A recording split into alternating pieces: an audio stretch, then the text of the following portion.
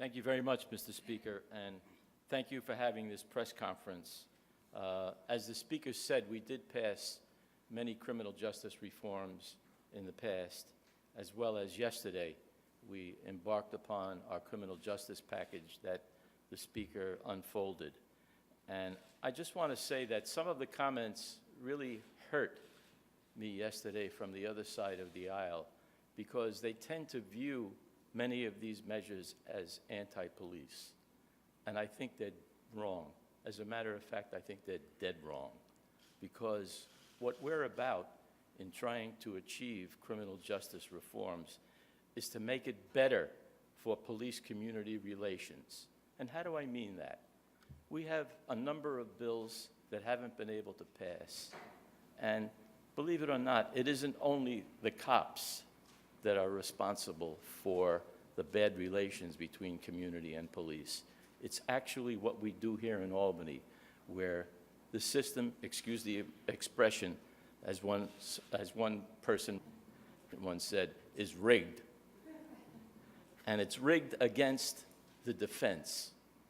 And let me tell you how. We passed a bill yesterday, for example, on discovery, okay? Very simple piece of legislation that allows the judge to determine what information could be turned over to the accused. And you would think that that would be the law in every state in the United States of America if you watch television every day.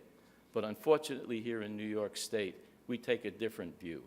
We take a view that's more like trial by ambush, as some have suggested it. So you don't know what is going to happen to you. You don't know what the charges are against you. So let's say, for example, you're a 16-year-old, because we're going to talk about raise the age, believe me. You're a 16-year-old, and you come to court for the first time charged with a crime. And you say to your lawyer, what are the charges against me? I'm sorry, I can't tell you that. I don't know. All I can tell you is what's in the complaint. Well, what did I do? I don't know. They don't have to tell us anything on the other side. What do you mean they don't have to tell us? How am I going to do? Am I going home today? Well, we'll have to see if you're going home. These charges are pretty serious, but I don't even know what the charges are against me.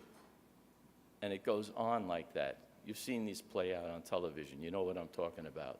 So what we are about is to try and reform that system so that a kid who is then convicted because maybe he pleaded guilty or because maybe he was convicted after trial has turned off on the criminal justice system, has been turned off, aside from the fact that he's 16 years old and probably shouldn't have been in that system at all.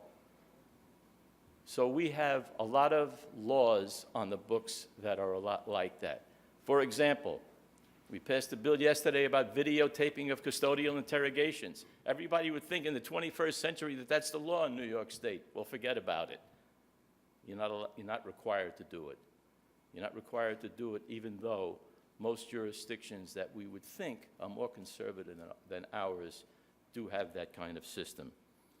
We have a lot of bills like that that are going to be viewed by the other side and the Senate as bills that are anti-police.